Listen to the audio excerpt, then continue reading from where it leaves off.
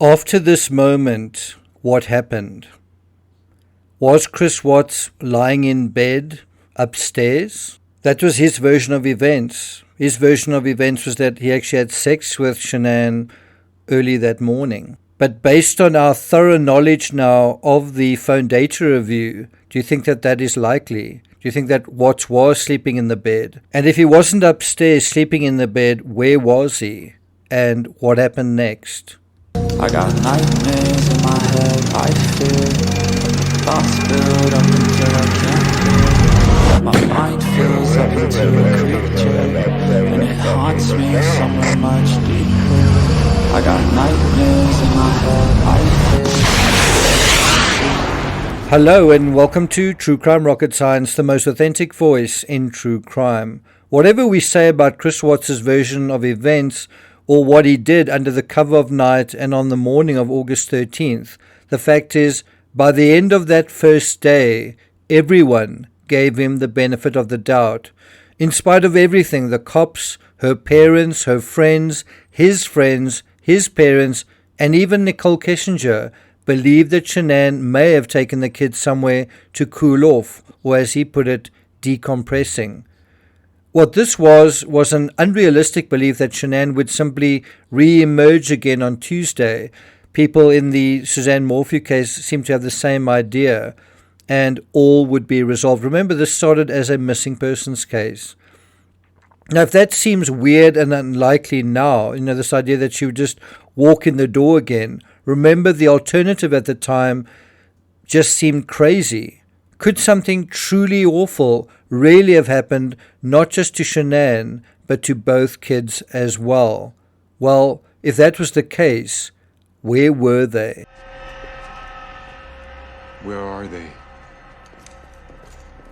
Instead of analyzing what I think really happened, which is what I do in the books, what we're going to do here is simply drill down, simply just read the phone data review for August 13th. It is quite long. But before we get to that, if you haven't subscribed to the channel, please do. If you're finding this analysis worthwhile and you haven't hit the thanks button, please do. I also would like to know whether you think I should continue this to the end of the week. I was actually thinking of stopping it on day 0. So let me know if you want me to continue until the end of the week, which is really the end of the phone data review. And let's get started. So August 13th, 2018, 0051 hours, Shanann's phone connected with the Wi-Fi provided by Southwest Airlines. 0125, Shanann told Cassie they had landed. This is the last outgoing communications found on Shanann's phone. 0148, this is the moment Shanann arrives home. Watts' phone logged the vivid alert of Shanann's entry into their home. So Watts didn't need to literally look out the windows to track Shanann. He could literally just follow her by looking at the Vivint security app on his phone. At the same moment, the Vivint video monitor captured Shanann as she walked up to the home and enter. Utoft was captured backing out of the driveway. Between 0148 and 0423 hours, there was no movement detected on the main floor of the home. That's according to Vivint. Now, one wonders, is that because Vivint was disconnected? That would make the most sense. The other thing that's interesting is that Vivint captures Shanann walking towards the front door, but it doesn't actually capture Watts walking to his vehicle. Remember, his vehicle was parked outside, not even in the driveway, it was parked outside in the road. And yet it didn't capture that. In fact, it was Trinestich, the neighbor, who captured some of those movements and Watts walking up and down on the driveway, whereas the Vivint didn't capture that. 0201 hours. In a group text, Utoft told Cassie, "We are home." Shanann's phone activity is otherwise dormant until 0740 hours when Watts sent the device a staged message pretending not to know where she was at. You can see what a deceptive fellow he can be. New video obtained from the Weld County District Attorney's Office shows the moments after Chris Watts murdered his pregnant wife and 2 young daughters. It comes from a neighbor's security camera. Take a look in the top left corner of your screen. It shows Watts walk out of his home in Frederick, then backs his truck up in the driveway, parking it so a portion of the bed is in the garage. 0218 hours, the home's router logged an unspecified activity in Watts' phone. Now, one does wonder whether at this time was Shanann deceased? 05:48 hours, Watts left the home with the bodies of his family piled in the backseat of his truck. But weren't his daughters both still alive at this point? 06:29 to 06:30 hours, Watts made 3 unanswered calls to Roberts, so he really needs to make sure that Roberts isn't at Survey 319. So the fact that Roberts doesn't answer suggests that he might still be asleep, which is a good sign. 06:31, Watts sent a message asking Roberts, where you at? He really needs to know where Roberts is. Roberts replies, just got fuel in Kersey. So he is up, and that's where he is. 06:32, Watts made an unanswered call to Roberts. 06:33 hours, Watts responded with 2 messages to Roberts. Okay, I'm in Survey. Where are you going first? Watts has got to make absolutely sure that his colleague isn't going to sort of stumble onto the scene, where he is disposing of these bodies. 06:33, Roberts answered DPC state, and Watts replied with a thumbs up emoji. 06:35 hours, Roberts advised, I need to call Chad and see if he plans on still stroking the 1029 out there to see if it'll pump up. If so, I'll have to meet him, or he will have to get the cannon plugs from Tony, okay? 06:35 hours, Watts responded, okay, let me know before I leave here. 06:38, Roberts added, I think that Chad, might be heading out there today. Phone was breaking up pretty bad. 06:39 hours, likely fearing another employee may show up at 319 while he was disposing of the bodies here, Watts made an unanswered call to Chad McNeil. 06:41, Watts followed that call with a message asking McNeil, you headed out to Survey? I'm out here. Cody said something about pumping up the 1029. 06:43 hours, McNeil replied, well, since you're out there, you want to fire it up? Have Cody bring his cables. 06:44, Watts agreed, okay, I will. McNeil advised, I'll head that way in a bit. 06:59 hours, Roberts told Watts, I guess I'm headed out that way to start up the 1029, and Chad will be meeting out there. Watts replied, okay. 07:18 hours, Watts took a photograph of his laptop screen, presumably sitting in his truck. Now, one wonders why he did that. Was that for a potential alibi? I was just at work doing this at this time. The metadata confirms Watts was at the Survey coordinates. The image is apparently only in thumbnail format, and enlarging it blurs out the writing on the laptop screen. 07:40 hours, Watts sent the staged message to Shanann's phone. If you take the kids somewhere, please let me know where they are at, with an exclamation mark. Now, it does seem in that 20 minutes between 07:18 and 07:40, that is when Chris Watts disposed of the bodies. 07:40 hours, Watts made a 2.5-minute call to Troy McCoy. 07:41 hours, Roberts told Watts, I'm here at the 1029 now, you mind coming out here, just in case something gets sideways. 07:43, Watts told Roberts, yeah, I'm at 319, 1 sec. Watts then took this picture. 07:43, Watts called Luke Eppel, a co-worker, and held a 1-minute 45-second conversation. 07:43, Roberts asked Watts 10:04, how's it look? Watts replied, fresh, LOL.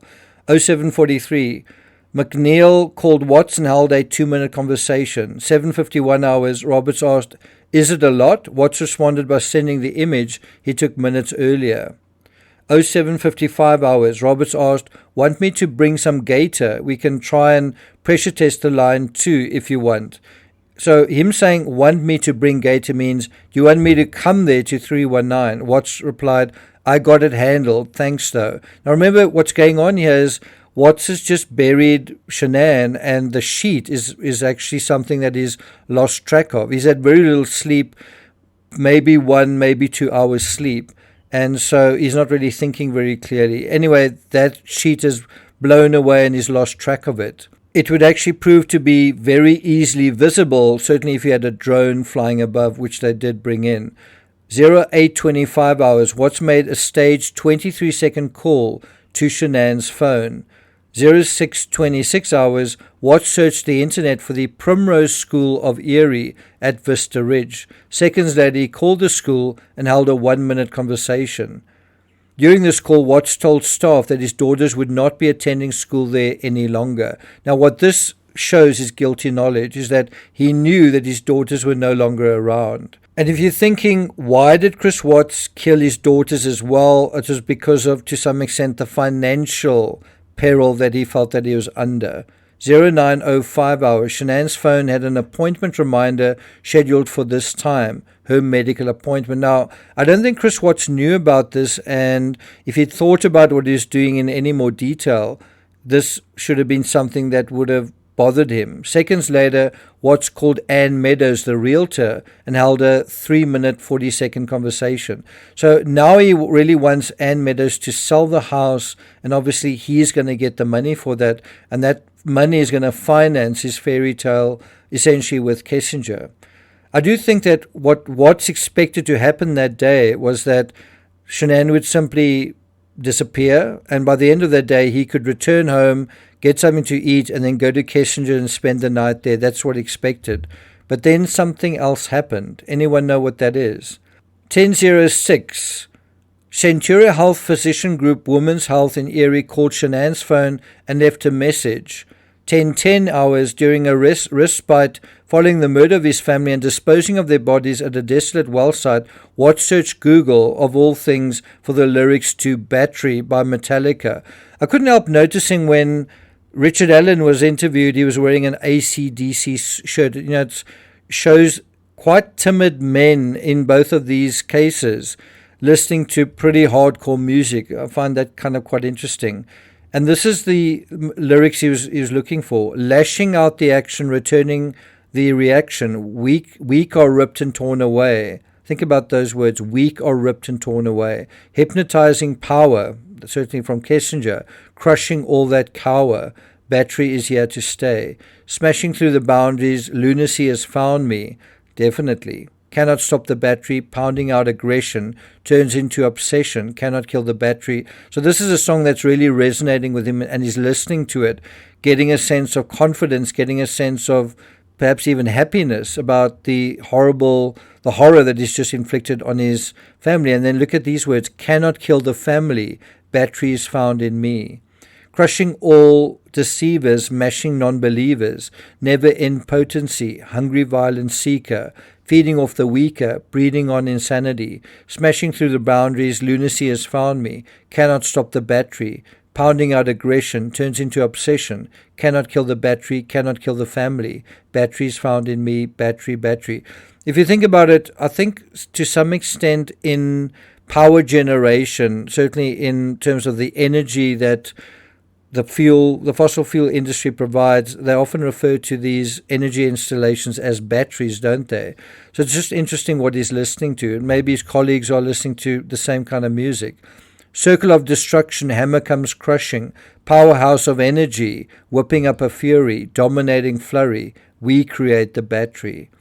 12:16. Watts took photographs of sunflowers in an open prairie. You just get a real sense of the passive aggression that's going on.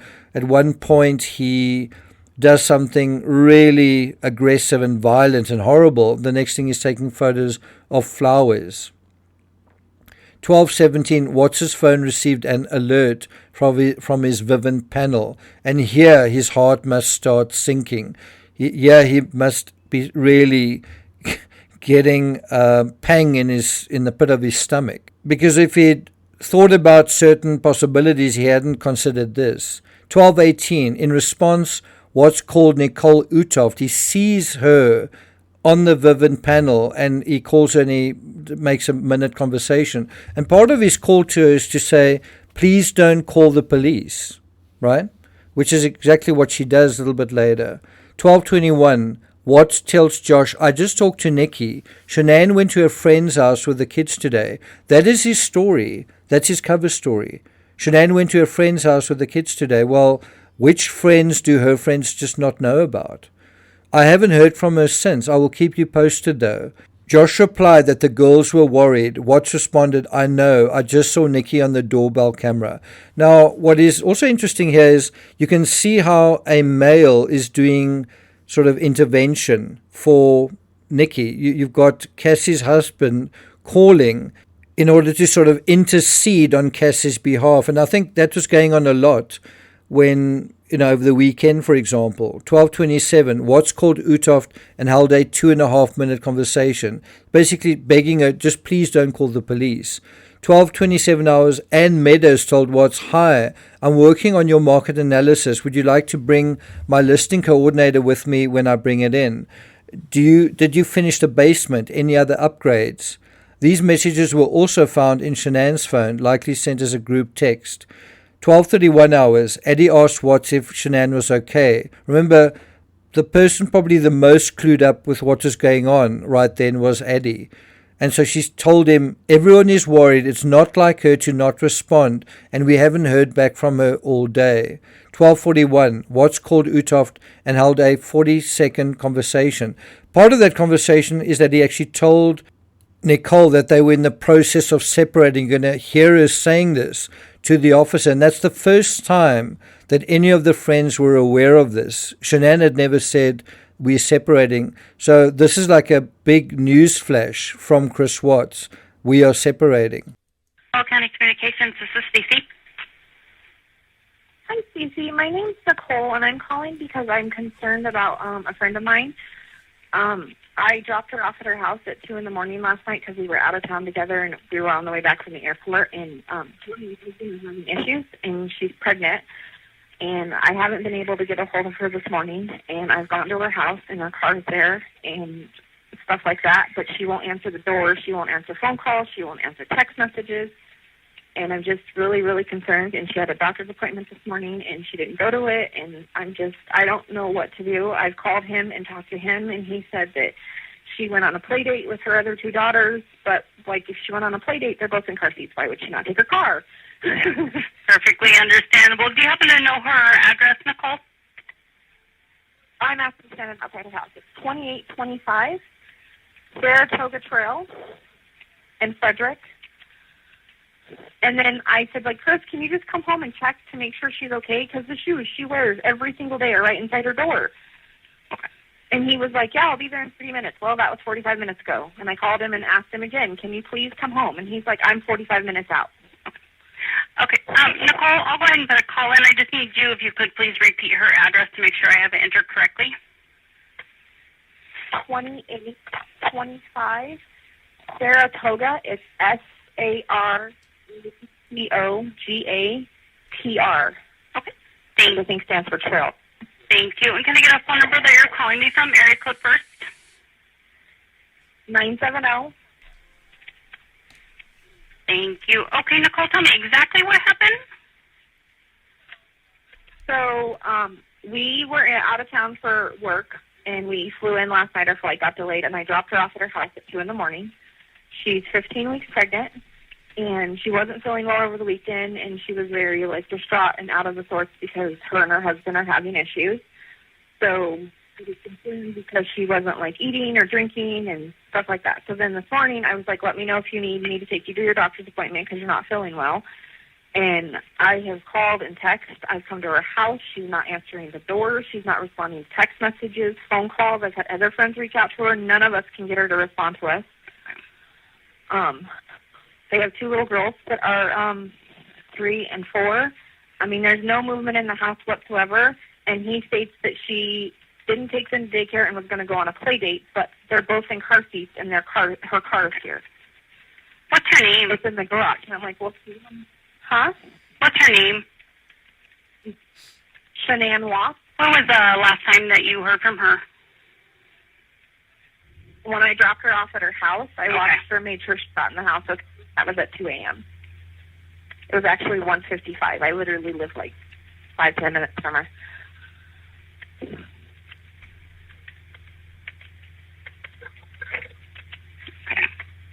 And her vehicle is it parked in the garage? Yes. It's a white Lexus. Okay. And I probably, because I was concerned, I know I don't want to get a doctor's office in trouble, but I went to the doctor's office because I've been used them as doctors, and I said, I know you can't give me things because of HIPAA, but can you just tell me if she showed up at her appointment this morning? And the lady was like, no, she did not. Okay. Is that that's unusual behavior for her to not show up to her doctor's appointment? No. Okay. No. His pregnancy, like, she was so excited and then got blindsided from her husband that he wanted to separate a week ago. And her husband's name is Chris? Yes, his name is Chris Watts. All right, we are about halfway through the day. We'll deal with the second part of the day in part 2 in the next episode. Thank you for listening, and I'll see you guys next time.